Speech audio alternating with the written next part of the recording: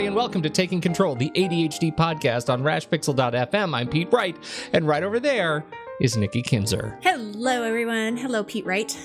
Are you in a good mood today? I'm in a great mood today. You're in a fine mood today. Yes, great, not just fine. Why are you in such a great mood today, Nikki Kinzer? Because today is the day. Today is the day. It's an exciting day. Yes. Yes, organizing time with ADHD is available right now. It is today, this very, very day. So we appreciate your patience as we've been teasing it over the last several episodes. We are very excited to say it is open to the public. There's a direct link in the show notes. We're going to take a few minutes today to talk about just that. What is this course? What does it represent? What can it help you do? How can it help you change in your life? We are going to dig into that in just a moment. And we've got 10 hacks that you can do right now to help you get a handle on your time. So we're going to do all of that in just a moment. Before we do that, head over to TakeControlADHD.com. Get to know us a little bit better. You can listen to the show right there on the website or subscribe to the mailing list, and we will send you an email whenever the latest episode is released. You can connect with us on Twitter or Facebook at TakeControlADHD and call us. Leave us a voicemail at 503-664-4ADD, and you'll get your voice on this show. We really love hearing from you, and we've got we're going to be doing a little bit of Q&A action coming up here. Yes. In the next couple of weeks. Have we talked to people about that yet? No, we haven't. So yeah, bring that up. Well, consider it brought in. Yeah, bring that up. Keep talking about it. Yes, we're going to do another Nikki and Pete Q&A episode. We've got questions that have been stacking up, some technology, some not, and so we are going to use the opportunity in a couple of weeks to answer some of those questions. So give us a call or drop us an email or a tweet or post a message on Facebook. Any way you want to get in touch with us to get your question on this show, now is the time. I think you've got 2 weeks? Right, yes. As we do this, we've got exactly 2 weeks as we do this. So that means today, as we record this, it's the 12th. It's Friday the 12th, which means you have until Friday the 26th, whenever you're listening to this. And that will be recording our 300th episode of this show. Wow. That's crazy. Whew. Anyways, a lot of episodes. It's a lot of episodes. Don't forget, everybody, 5-star reviews in iTunes and recommendations in your favorite podcast player. They really help others discover the show when they need help. So pay it forward. Drop us a kind review. We surely appreciate it. And this week, thanks to M. Kaiko and Brooke and Lulu Mommy Dearest for some very kind words over on our iTunes page. Thank you so much for taking up the charge and helping others to discover the ADHD podcast. We sure appreciate it. Okay, Nikki. Your turn. Let's talk about time. Oh, how exciting. I'm so excited for this show because it's finally the time to talk about time. It is. Oh my gosh, you've been working on this for a long time. Yes, time. Well, there's a lot of details about this program, how it works, what to expect, everything that entails. And I encourage people to go to my website, go under courses. You're going to find organizing time with ADHD, and you're going to find all of that detailed information, right? And you're going to also have a link in the show notes on how to get there directly too. Absolutely. What I really wanted to do today is share with our listeners the intention of the program and who the program is for. And, I've been thinking about doing this for a long, long time because, it was like since before the last course you did on paper, you've been talking about time. Well, I actually originally started this course before I even put out the organizing course. So it's been a long time that I've wanted to do this. Yeah. But I felt like I needed to do the organizing and the paper stuff first because I'd already had that format there kind of started. So I did those and love them. And they're great for organizing your space and organizing paper. Which one of your children do you love the most? Yeah. Oh boy. You cannot ask that question. Happy Mother's Day, everybody. Yeah, really. Thanks a lot. You just kind of like, my excitement. No. Okay. Going back to my intention, folks. Yes. You know this, Pete. Living with ADHD, most likely you have a complicated relationship with time. Yes, I do know this. Yes. Oh my gosh. So this is not something that, just a minority of people deal with. It's the majority of people who have ADHD have a really difficult time with managing it and figuring it out. And unfortunately, what I've seen over time is, I'm going to use time probably 100 times. I know. Please don't turn this episode into a drinking game. So sorry. You know, what is another word for time? I don't.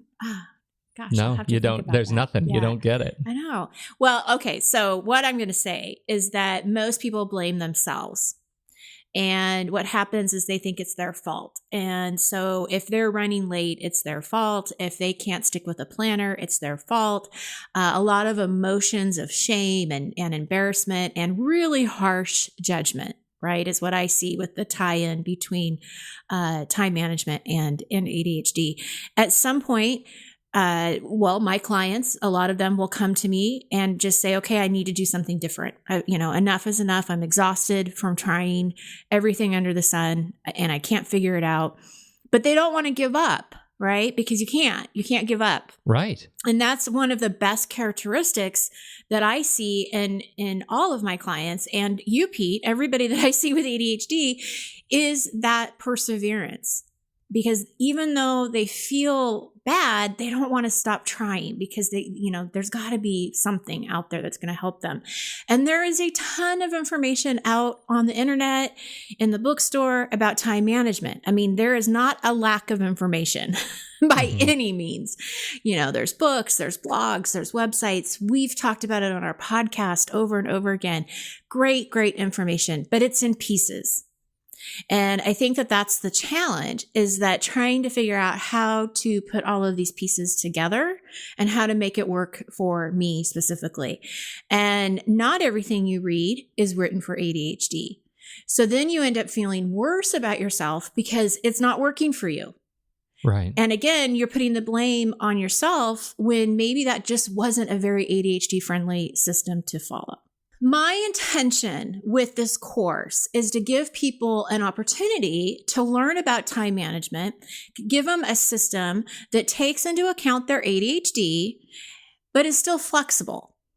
And it also takes in account the emotional piece of time management. So I talk about limiting beliefs, and I talk about, these roadblocks, this internal dialogue that may be keeping you stuck.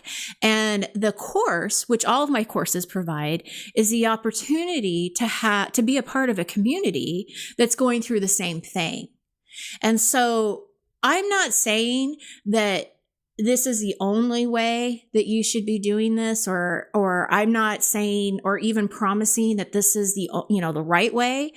It is not a perfect system, in the sense that you're going to tweak it to make it work for you. I don't cover any specific program or task manager system or anything like that. I cover a process that you can work with really on any kind of system. So what I hope for people to get out of this is hope that, first of all, there is something you can work with that's going to get you closer to having a less complicated relationship with time. As I learn new techniques and strategies around time, I'm going to continue to update this program. So it's really meant to be a resource for people to come back to time and time again. And one of the common complaints or concerns, I shouldn't say it's a complaint, it's a concern, is people feel like, well, I read something out of a book, or I hear something and I think I want to try it, but then I forget about it. And the nice thing about this is a resource that's yours, that you get to keep. So if you are finding that whatever you have put into place, a routine or something like that, and it's not working exactly the way that you want it to work, you can come back to this course and look at the comments, and you can, ask me a question. And so it's just a really good resource to go back to. So you don't have to find that little sticky note that had that great idea that Pete talked about, because you have lots of great ideas. Well, I love it. And I love that there are a couple of things about it and your approach to it and why it feels actually approachable and not like other time systems. First of all, you know me. I have tried a lot of systems for managing time, but very, very few are out there in the world that actually come from someone that has such a robust experience in working with people that live with ADHD. They're not ADHD-friendly time systems, like ways to think about time, because it's not just, you always need to have field notes with you every time, and you have to have a paper calendar, and you better have a time timer hanging on a chain around your neck at all times. Like, that's not what we're talking about, right? This is a way you can engage time, understand your relationship with time. And I come away from looking at the material in this course really rethinking my own relationship with time, that time is very deeply personal. It exists differently for me than it does for you, and I have to treat it that way. And so this is such a flexible examination of time that really comes from that ADHD perspective. I find it really special. Like it is so easy when we're talking about time and ADHD to think in terms of just binary, like it either works or it doesn't. It either succeeds or it fails. You are either doing it right or you're doing it wrong. And you're either a good person or a worse person for that experience. Mm-hmm. And that is absolutely counter to what you're doing in this course. I really like it. Well, and I talk a lot throughout the course about that all or nothing thinking, right? That you're just talking about it either works or it doesn't work, because that's what gets people so stuck. And again, I have to say, I talk a lot about the emotional part of it too, because there's a level of acceptance that has to happen, that you don't have to do it a certain way, and then it doesn't mean that you failed. Exactly. And so I think it's trying to get people to separate themselves from their to-do list and their calendar. And like, that's not who you are as a person. You can have a system in place, and maybe there's 2 or 3 days that it's not consistent, but that's okay. That's okay. There's nothing wrong with that. You just go back to the next day and continue, right? So there is a ton of flexibility here. And what I was going to say is I really deeply believe this. You can kind of go the hard way, right? And try to piece it all together, which again, there's some great information out there. You can work with coaches. I mean, this is what we do. We work with you individually to get the right system for you. But there's also a way that if you need to be able to kind of self-pace yourself and be able to get that information and really process it in your own way, please, consider this new course, because I just absolutely believe in it. And my intention is to help as many people as I can. And, I was telling a client the other day, he was asking me how I was doing because, I'm trying to meet this deadline and I'm working. And I said, I have to remind myself what my true intention is. And once I remember that, the stress doesn't matter anymore. And, I get teary even thinking about it, because I just really believe in this, and I hope it helps people, because I see a lot of people who are just so frustrated and lost. And, I hope this gives them a little bit of a map, to get closer to where they want to be. The course is available. It is up on the website right now as you listen to this. So head over there and check it out. And let us know what you think. Sign up, give it a shot, work the program, and see if it doesn't change the way you think about time. Okay, let's dig into the main topic today, shall we? This is a little piece.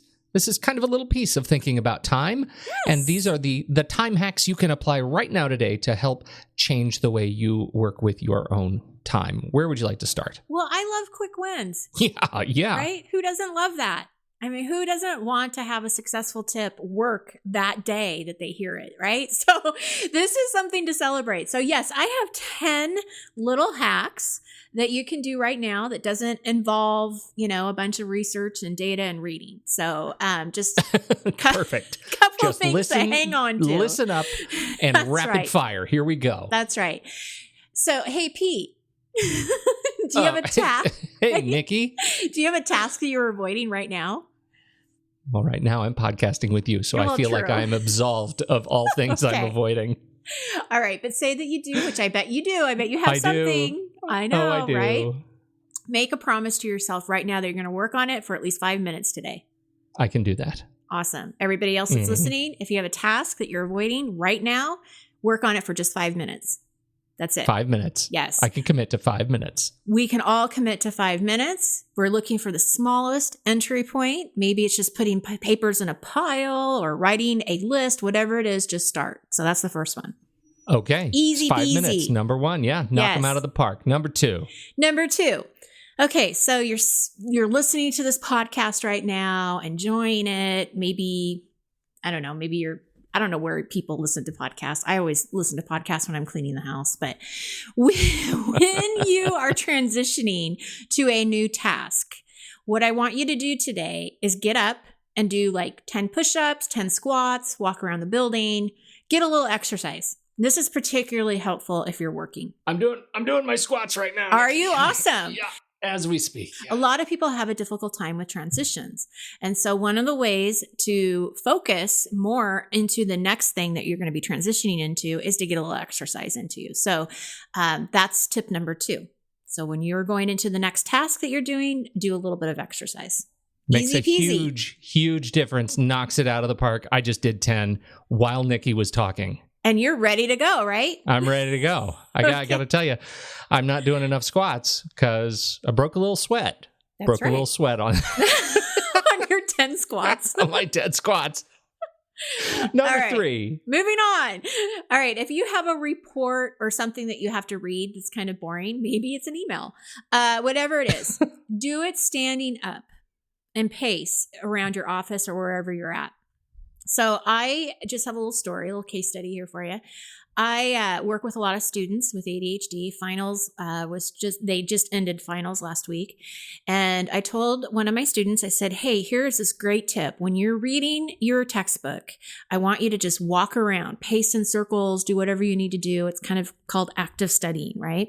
She came back and she's like, oh my gosh, I thought you were crazy when you told me this, but I did it. I walked in circles in my computer lab, reading this book and highlighting what I needed to highlight. And she said, I cannot believe how much I got done, like how much I retained the information. So that is amazing. I forget that. I do. And I think I have the luxury, as you know, I work at a stand-up desk. Like there's no excuse not to walk around in circles. That's right. Just walk around circles in your desk area. Yep. That's it. All right. Tip number 4. Make a self-care choice today. So today, as you're listening to this, go to sleep at a decent time. Set an alarm. And I mean, this is also a very common challenge for many people. They want to go to bed by midnight, but they don't go to bed till 2. So set an alarm to remind you that at 11 o'clock, start getting ready for bed because you're going to bed on time tonight. Can I just add one thing on that? Once you make that transition to, hey, I'm going to, instead of going to bed at midnight, I'm going to go to bed at 10. It doesn't take very long for you to get exhausted at 10 o'clock. Right. Like you will shift and you will eventually feel like, wow, 10 o'clock is super late. And that used to be 2 o'clock. It'll happen. It can happen. Well, and it's interesting because I just had somebody tell me too that she was fighting to go to sleep. So she would get tired at like around 8:30, 8:45, but she would fight it. She would try not to go to bed at that time. But then she wasn't sleeping very well. And so one of the suggestions that I gave her was, what would happen if you just went to bed when you were tired? Like just try it. And so she did. She tried it and she actually had better sleep that day.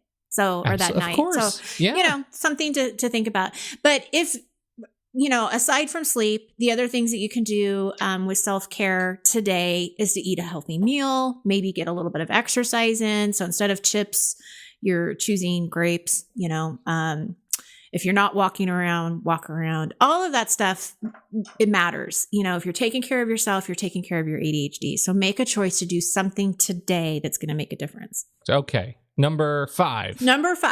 If you have a task that you really need to focus on, maybe it's that 5-minute task that we were just talking about that you've been avoiding.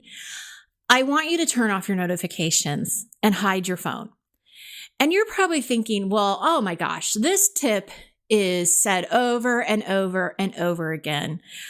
But I want people to really ask themselves how often they really do it. Yeah, you hear the tip all the time, but why do you think you hear it all the time? Because nobody ever does it. No one does it. And so then they're wondering, well, why did I get so distracted? Well, what happened? Well, I had my phone. My phone was distracting me. So this is what I'm saying is for today, really do it. Yeah. Like really turn the notifications off and put your phone away and see what happens. If you haven't tried the Pomodoro technique, try it today. What is the Pomodoro technique? Can we, for those who haven't heard us? Yes, and please put a link in the show notes on this one too. Yes. It's a technique that was, I believe, founded. I don't remember who the person was. You probably do, but it was back in the 80s, right? Yeah, it's an Italian time management concept. That came around. It was a guy named what's his name? Cirillo, I think. Francesco Cirillo. That's right. In the 80s. And right. Go ahead. And so basically what happens is you work for 25 minutes and then you give yourself a 5-minute break, and you do this 4 different times. And then after the 4th time, you give yourself a longer break. Now, what I would encourage people to do is play around with the time.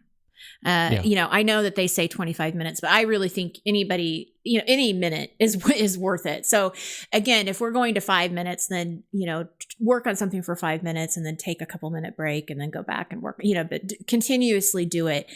I have found more clients find a huge amount of success with this technique than clients that don't. So yes. I definitely think it's worth trying and, just playing with the time and see how it works. And that's something you can do today. Yes. And you know what? I will say this is one of those systems that it's a scaffolding for your life, right? When you feel like you're just not getting enough done, turn on a little timer and work in these little shorter sprints, and it will change the way you accomplish projects. Absolutely. Okay. Most people's to-do list, they're too big. This tip is not necessarily to do today, but it's for you to do tomorrow. What I want you to do is look at your to-do list, and I only want you to choose 3 things that have to get done, and I want you to put it on a separate piece of paper, and I want you to make them very specific. So it can't be broad, like, I'm going to organize my office today. Like, it can't be that. That's not going to do you any good at all. But maybe it is, I'm going to file this specific stack of papers. That's, to do 1. Or I'm going to do 1 load of laundry. And that's like maybe the second thing that you're going to do. You can always go back and add things. But the point of this exercise is to get away from the overwhelm of these, huge to-do lists. So I want you to try it and see what happens. This is something that I find a lot of people do. They have these big digital databases of all the work they have to do. And at the beginning of every day during their daily planning or at the end of the day before, they actually get out a piece of paper and just handwrite 3 to 5 things from their big digital list onto this piece of paper. And that's their daily activity so that they can intentionally hide from themselves the massive work. Like you're saying, it makes a big difference. It's a good best practice. Well, and I got to tell you, I did that every single day working on this new online course. I had to, because there's so many details involved and there's so many pieces that have to connect, and I'm working with a team of people, and so I've got to make sure that those pieces connect with them too. And it's exactly what I had to do because it was too overwhelming. I mean, I can't tell you how many times I just got stuck, and I'm like, okay, I'm just going to pick what is the most important thing right now and put that in front of me. I mean, it really is helpful. Okay, number 8, I want people to focus on the got done list. Oh, that's a good one. Yes. And this actually got brought up with one of my coaching groups. And I loved this person in my coaching group is just so positive.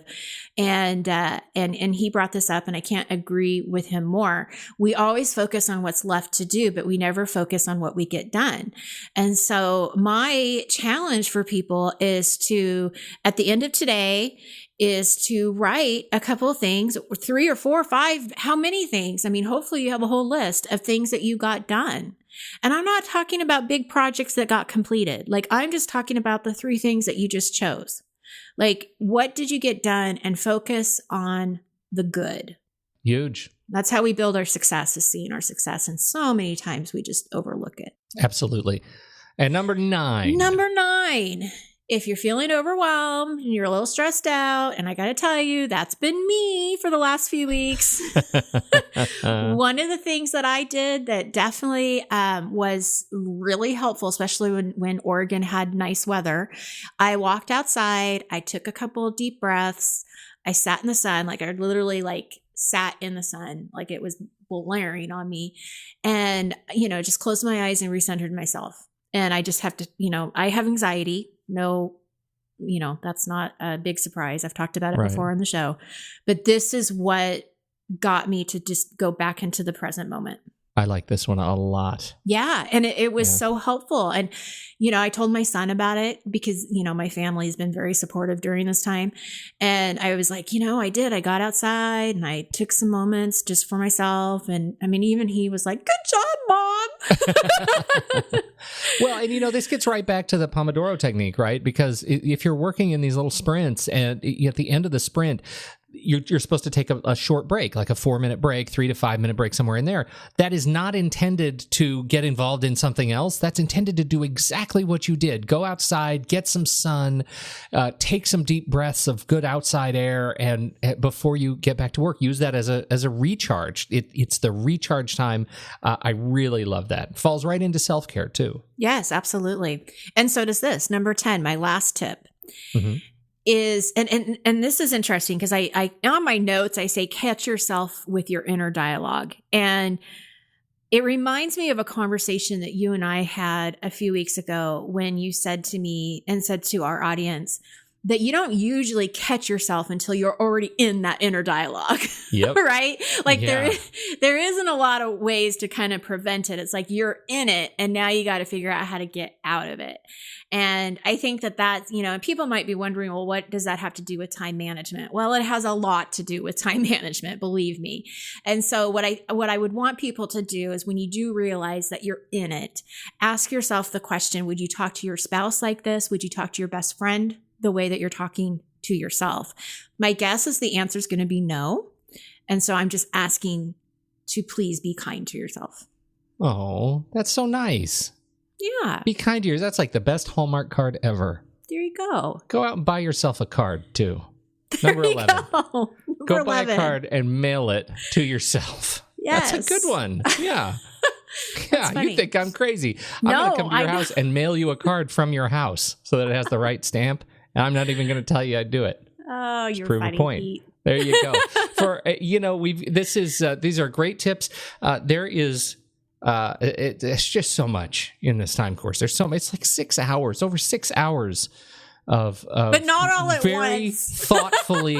very thoughtfully divided video and audio content, and it's going to help change the way you relate to time. Give it a shot. For more information about organizing time with ADHD, head over to takecontroladhd.com. Again, there's a direct link right in the show notes. Just swipe up there in your podcast app of choice, and you can jump over to it. Thank you so much, Nikki Kinzer. Congratulations. Thank you, Pete. You were a big part of this. Part. He had let's just say my fingerprints are on it somewhere. Let's just say I challenged your ADHD, didn't I? You sure did. All of those 6 hours of video got broken down into 5 or 10 minutes of video that you had to edit, and you had to place music to in front and behind. And Pete Wright is amazing. That's very sweet. Well, on behalf of Nikki Kinzer, thank you so much, everybody, for downloading and listening to this show. I'm Pete Wright, and we sure appreciate your time and your attention. And we will catch you next week right here on Take Control, the ADHD podcast.